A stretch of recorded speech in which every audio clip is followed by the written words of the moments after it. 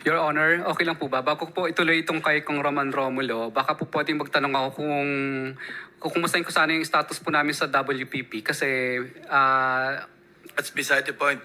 You have to settle that with the DOJ, not with the Blue Ribbon. okay lang po. Tanongin ko lang po sandali ang abogado ko. Sige. PG, Padulyon. Yes, Mr. Chair. I believe that it's a matter that should also be known by the committee because Mr. Diskaya is asking for the status of their application. For the past 2 months and a half, they have not gone back to the department. There has been no coordination made by by the couple, either by their lawyer. The last thing that we heard from them was when they declared that they will no longer be cooperating with the ICI. Since then, we have not had the opportunity to talk to them. So there can be no evaluation that can be done by the Witness Protection Program absent any disclosures coming from the couple, Mr. Chair. Does that answer your question?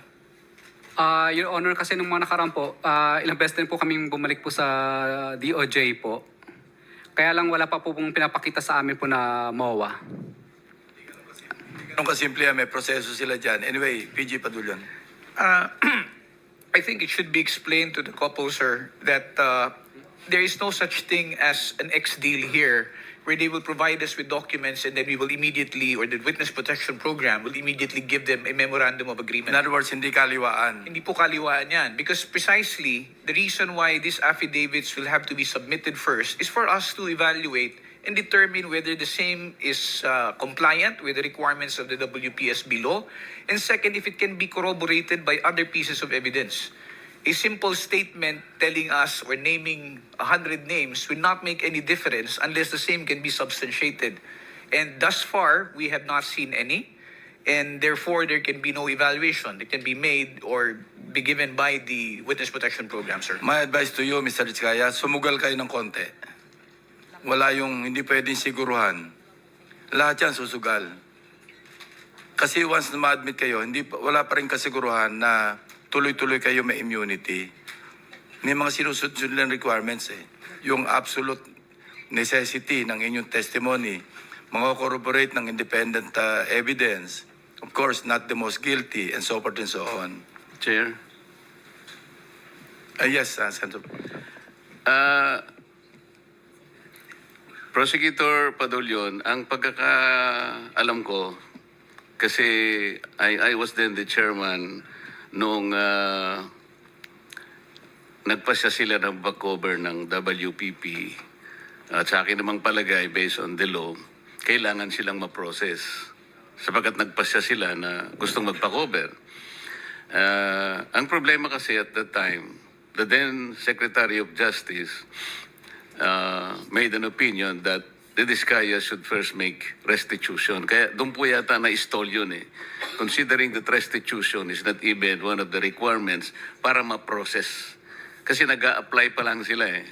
I was trying to explain then, Mr. Chair, na in the process of the application of the Diskayas, restitution is not one of the requisites. Kaya lang, pinipilit ni then Secretary Remulla, now Ombudsman, na magre-restitute sila.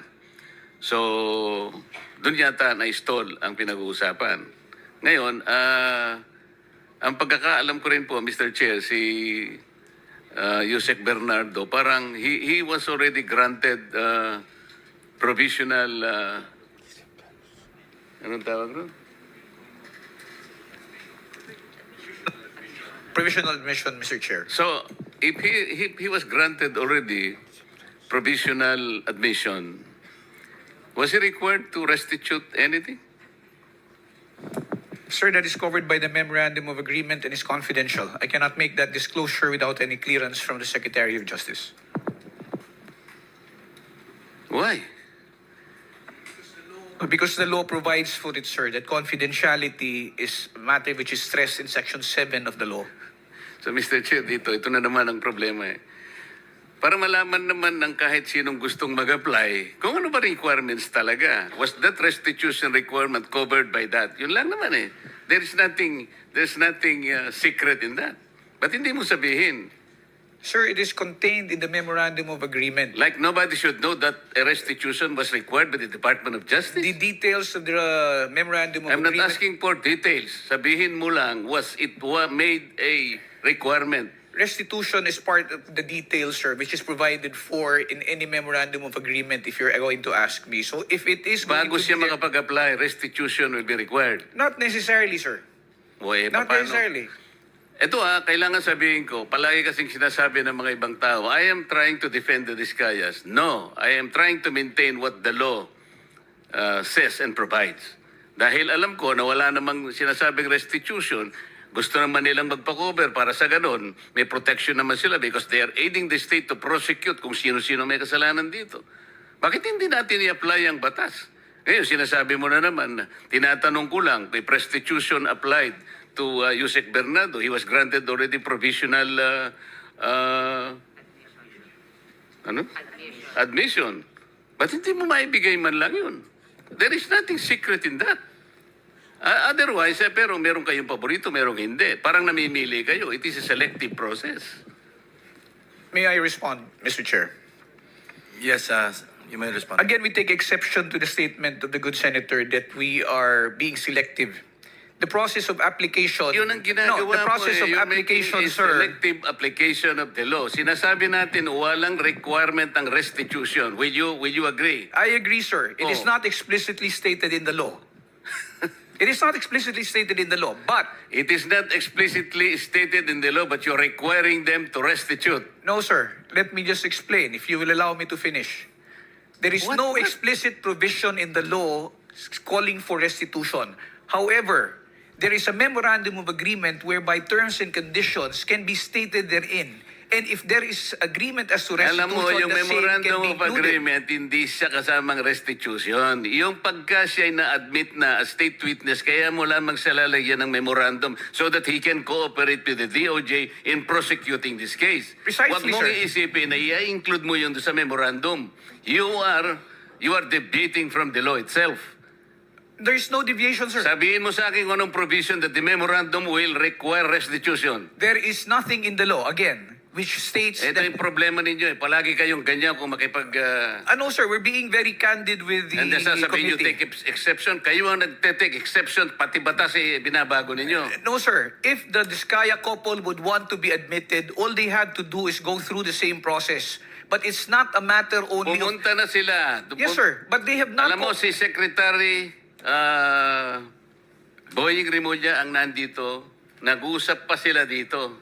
Okay? Sabi niya sa mag-asawa, Mr. Diskaya, sige, bukas na bukas, isama mo yung asawa mo, magkikita tayo sa din. Nandito pumunta siya rito. Kaya ang palagay ko noon, processing lang naman. If they will not qualify, okay lang sa akin yun. But, hindi nga sila natuloy sa process because they were required restitution. Kaya ang nakikita ko dito, merong blocking. Di ba? Napakasimple na pinag-uusapan natin, Prosecutor Papadulyon. Huwag na nating i-complicate ito. We apply this law to everybody. Ngayon, tinatanong ko lang, okay lang naman kung qualified si Yusek Bernardo. I have nothing against Yusek Bernardo. Okay lang. Tinatanong ko lang, para yung application ng batas, parehas lang. So, halimbawa, kung wala namang restitution si Yusek Bernardo, why will you apply restitution to these people? Sir, we did not... That was a statement made by former Secretary Rimulya. When they were referred to Department of Justice for processing, it was because there was a legislative inquiry which was going on, and the Diskaya couple, during the time that they were testifying, stated that they wanted to be provided security and protection. Immediately after they went to the department, said security and protection was provided to them without any consideration yet as to their application into the program. The evaluation for purposes of being considered in the program is a different process which has not been completed. That is the reason why they have not yet been considered as possible state witnesses in the It cases was which are never pending. completed because you are insisting on restitution. Drop it. Para sa ganun, kung mag-apply sila at kung qualified sila, pagbigyan ninyo. Yun lang ang ano dyan. No, sir. Again, let me disabuse the mind of the good senator. There is no requirement that for purposes of processing, they will have to go through or they will have to make restitution. Yun nga Because it will sinabi ni still go Boying through Rimulye. evaluation. Sinasabi ko sa iyo, yun ang sinabi niya sa press conference niya. Sinabi niya yun eh. Alam mo, mag-a-apply lang eh, sinasabi ko. Kung ang restitution mangyayari at the end of, let's say, napakita talaga na meron silang pananagutan sa batas, later on, restitution is talagang kailangan. Pero nag-a-apply lang yung tao eh. Kaya nga, Witness Protection and Benefit Program. There is no reason to burden these people for another requisite which is not even in the law. So kung qualified sila, i-process natin. Kung nag-qualify, salamat. Kung hindi sila nag-qualify, wala tayong magagawa. Mr. Chair, it is not as if the reason why they are not being processed is because of the restitution that you mentioned.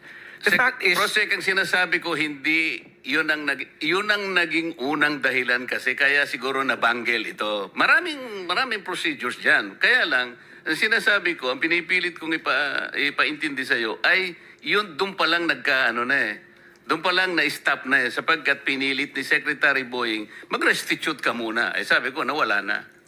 Mr. Chair, kung ang gagustuhan po ng Diskaya couple is makonsider sila o ma-process sila, let's take away the aspect of restitution. But they have to comply first with the requirements, which is the submission of the affidavits to justify the department being able to evaluate the same. Let's not talk about restitution. Tapos na. Okay na yun. So wala nang restitution. Mr. Diskaya, Ms. Diskaya, kung talagang gusto nyo at kung gusto nyo mag-apply talaga, ayun, wala nang restitution, pero kailangan mag-qualify kayo. Kung hindi kayo qualified, wala tayong magagawa. Mr. Chair, may I interject? If Vice Chairman is recognized. I just want to be clarified, PG Fadulyon. Ano ba talagang gusto ng DOJ to be bigyan ng restitution immediately? Kasi may sinasabi ni Senator Marcoleta, there will be a process. What is your stand here? Sir, my position is this, if I may. Restitution, Senator Marcoleta is correct when he pointed out that restitution is not a requirement under the WPSB law. It Okay. is, as I said, it is not explicitly stated there. However, when the process of when the witness who applies to be admitted into the program is evaluated, and for example they qualify, their qualification is now subject of a memorandum of agreement between the department represented by the secretary and the applicant. Now, in the memorandum of agreement, there are terms and conditions that may be agreed upon or imposed by the parties. And restitution is part of them. If I may be allowed to explain further. Kung halimbawa po, meron po tayong witness na nag-a-apply sa programa. At sinasabi na nila, I am remorseful, ako po ay nagkamali, ako po ay nakakatanggap ng pera na galing sa nakaw o hindi sa matamang paraan. At ito po ay sosoli ko. Sasabihin po ng department, hindi naman kasi part ang restitution dito, so hindi mo kailangan magsoli. Kaya po yan inilalagay sa memorandum of agreement kung meron man, para lamang po masiguro din ng department na at least kung meron pong ill-gotten wealth or if a person is unjustly enriched, monies will be returned back to the coffers of government. Remember, sir, if one is covered under the program, one of the results would be if there is a case where they will be testifying as a witness, they will not be included in the information anymore. And if they're not included in the information, it means they have no criminal liability and forfeiture will not lie as against them. A process which will happen much later. Okay, so Republic Act 6981, PG Padulyon, Section 5, it states na to comply with legal obligations plus to cooperate with respect to all reasonable requests. Ang tanong ko po ngayon, ano ba ang mga unreasonable sa pagbabalik na ninakaw na yaman? Can you give me some? Let me just be clarified, Mr. Chair. Ano po ang ano ang reasonable kung magbabalik po? Kasi ang sabi, legal obligations, reasonable requests. So it's a reasonable request. Pero it doesn't mean to say na you are, it's their obligation. Is that Yes, sir. correct? Yes, sir. Kasi po, kasama po yan dun sa pagpapakita po ng pagsisisi ng kung sino man pong aplikante na sinasabi niya, kung ako po ay may nakuhang yaman sa pamamaraan na hindi po legal. At ako po ay humihingi ng kapatawaran. At ako po ay willing na tumistigo. At isosoli ko po. Natural po, ipapalagay po natin yan sa loob ng Memorandum of Agreement. At yan po ay mapupunta sa gobyerno. Kaya po, ang tanong ko po ngayon sa PG Padulyon is that reasonable ba o unreasonable ang pagbabalik ng pera na kinuha sa taong bayan, which is which? It is definitely not unreasonable. I would say it is only reasonable and within reason to return the same. Thank you, Chair. Mr. Chair. Hypothetical, ano? Halimbawa, nag-apply yung couple, Diskaya couple. Sinabi nila, halimbawa, papasok sila sa MOA. Okay, ito po yung aking mga account numbers, ito yung bangko. Willing po akong i-waive kung magkano man ang laman nitong account number na ito. Tama po ba yung hypothetical situation na ganon? That would be one correct means, Mr. Chair. Or halimbawa, ito po yung estimate ko na kinita ko sa aming pagkokontrata na merong ghost project. Nag-estimate siya. Nagbigay siya sila ng estimated amount na sa tingin ninyo acceptable kasi yun ang base rin sa reasonable na computation. Kasama rin yung sa MOA. That will also be included in the MOA, So sir. hindi immediate na Hindi po pagpasok nila, babayad na kagad sila. Parang extortion yun. Yes, sir. Hindi po immediate. Kasi mangyayari niyan is parang you paid your way to be able to be admitted. Parang you buy your way Yes, sir. in to the Yes, program. sir. Ito po, it's a So necessary... merong miscommunication. Yes, sir. Wala nga sa batas ang restitution, pero it could come later. Yes, sir. Parang as a pledge, as a commitment. Yes, sir. That is correct, Mr. Chair. Thank you. Mr. Chair, ikaw na nga nagsabi, Prosec, it is not in the law. Okay. Gagawa ka ng paraan para i-circumvent mo yon, papasukan mo doon sa memorandum. Reasonable ba yung maglalagay ka ng isang bagay that was not even provided as a requirement? Alam mo, as a lawyer, sinasabi natin palagi, the spring cannot rise higher than its source. Ano yung source? The law itself, di ba? Bakit ka ngayong gagawa to circumvent it para lang ipakita mo? Alam mo, you'll be abusing. That is grave abuse of discretion. Ni hindi mo nga alam, magkano isosoli nila, for example. Alam mo ba kung paano isosoli? Doon lang sa solian, doon lang magkakaroon na ng corruption dito. What was not given to you by the law, you cannot have it. Dito tayo nagkakaproblema, Mr. Che. Kaya ang pinag-uusapan lang, these people, gusto nilang tulungan ng Estado. We're not, hindi man hidden wealth Sorry. pinag-uusapan Mrs. dito. Iskaya wants to say something. Can we allow her? Pwede natin magsalita ka muna. Yes po. Miss. I-confirm ko lang po kasi with what attorney Fadulyon said na meron kaming we were given temporary security.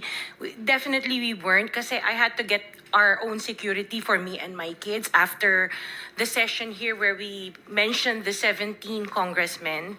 So hindi po kami nabigyan ng DOJ ng any security whatsoever. And then yung sinasabi na hindi kami nakikipag-cooperate. Actually, the affidavits that they were requesting were prepared and we were ready to give it to DOJ. Pero kasi we were required to restitute first. So hindi namin You were required to restitute. Oo, How much? Wala silang sinabi na amount. So hindi Baka- namin alam kung ano yung restitution. Baka stipulation lang. Oo. So it was one of the yun nga po, one of the stipulations PG, that baka was stipulation lang yun. asked of us. Mr. Chair, I am not privy because I am not part of the ones who have been talking Yes. to and communicating Yes po, with the opo. Diskaya couple. So I will have to validate that information, Mr. Chair, as to whether or not So- restitution was made a condition. Maybe you can renew your application. Actually, hindi din Puntahan nyo kami na lang si PG Padulyon. Opo, hindi na po kami we are 100% trying to cooperate with whatever is asked of us. So when Mr. Diskaya was let out for a half day to do the ledger, nagpasa po kami ng ledger ni Yusek Bernardo noong day din na yon. Pero hindi din pinansin. It parang sinabi sa amin, the case will go on Okay, even without para the lang kasi ledgers. 490 na, no? Sabihin lang lawyer ninyo, mag-coordinate sa DOJ. Andito yung director ng WPP. kung makipag-ugnayan para hindi tayo dito nagba-back and forth. Hindi tayo matatapos eh. Kasi I think there's a lot of miscommunication eh. No, iba yung interpretation, iba yung interpretation. Yes, so, Mr. Senator Chair. Risa, you're about to... Yes, salamat Mr. Chair. Since sinabi ni Ms. Diskaya na gusto nilang mag-cooperate 100% sa mga investigasyong ito, just to make of record explicitly, bukod po sa sinabmit na nilang mga proyekto ng Alpha and Omega 2016 to 2022, iniintay pa po ng komite yung mga proyekto 2016 to 22 ng St. Gerard, St. Timothy, Amethyst Horizon, St. Matthew, Great Pacific Builders, at Elite General Contractors. Plus po, yung mga joint venture agreement projects ng mga Diskaya taong 2016 hanggang 2022 din, Mr. Chairman. Salamat po. Thank you. So, salamat Mr. Chair at siguro baka magkakaroon ng panibagong pag-asa yung mag-asawa na ito. Pero Prosec Padulyon, huwag mo nang ipipilit yung restitution na yun ilalagay mo sa memorandum. Mali yun. Para matuloy. Kasi nag-a-apply lang naman eh. Baka naman, ang totoo niyan kahit Mr. Chair, kung... Actually, hindi outright yung restitution. Kaya- Parang pledge yan eh. Parang willing kami mag-restitute. Parang ganun lang. Hindi outright kasi pagka-outright, parang extortion yun. Hindi, maski na yung pledge eh. Wag na muna nating ilalagay kasi parang nababahiran ng ano eh. Unang-una, hindi nga natin alam, magkano ba yung re-restitute? Sino bang magkukwenta? Sino magtatago nito while nandyan yan? Paano kung halimbawa, hindi naman na kumpleto, hindi sila nag-qualify. O kung nag-qualify man lang sila as state witness, later on, nagkaroon nga sila ng konting sablay, pwede rin naman silang i-discharge as state witness. What happens to the restitution? Kaya para wala kayong sagutin, wag nyo nang ipipilit yun, wala kasi sa batas yun. Okay. I would suggest Thank that you, the lawyer Mr. of the Diskaya couple will just coordinate with the DOJ. Okay. Settled? Para mag-renew yung application. Yeah, thank you very much. So, meron pa? Thank you, Mr. Chair. Thank you very much. PG, you want to say something pa?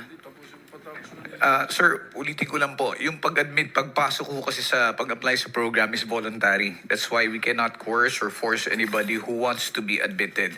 However, yung sa sinasabi lang po ni Senator Marcoleta, una-una po liliwanagin ko, hindi po ako nag-i-impose ng conditions na ilalagay sa Memorandum of Agreement.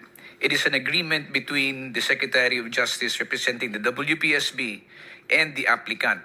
Now, as to whether or not restitution will be included there will depend on the evaluation of whatever statements will be submitted to us. So, gusto mo talagang patagalin itong usapan na to? Pinaliwanag ko lang, Tama na. pinaliwanag ko lang ho, sir. Pinaliwanag ko lang ho. Okay. So,